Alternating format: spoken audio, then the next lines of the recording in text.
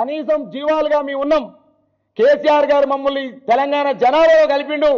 కనీసం మాకు మందులు ఇవ్వండి, మాకు కనీసం జీవన బీమా కల్పించని చెప్పేసి గొర్రెలు ఇవాళ గాంధీ భవన్ ముట్టడించిన సంఘటన ఈ రాక్షస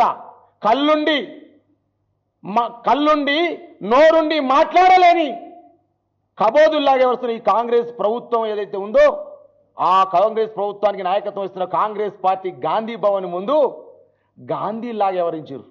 గొర్రెలు గాంధీలాగా ఎవరించి అయ్యా మమ్మల్ని కాపాడమని చెప్పేసి వేడుకుంటే ఈ కళ్ళుండి మాట్లాడలేని, నోరుండి మాట్లాడలేని, కళ్ళుండి చూడలేని ఈ కబోదులని రేవంత్ రెడ్డి సర్కారు గొర్రెలను కూడా డీసీఎంలు అరెస్ట్ చేసింది. ఎక్కడి ప్రజాస్వామ్యం అండి? సామాజిక న్యాయం 7వ గ్యారంటీ, ప్రజా పరిపాలన ఎవరైనా ఏం మాట్లాడొచ్చని చెప్పేసి మాట్లాడిన రేవంత్ రెడ్డి ఆ గొర్రెలు మూగజీవాలు మాకు బీమా సౌకర్యం కల్పించాలని, మాకు నటల మందు ఇవ్వాలని, మా గొర్రె మూగజీవాలకు కనీసం మందులు ఇవ్వాలని ఆలోచన చేస్తే గొర్రెలను కూడా అరెస్ట్ చేసి పోలీసులు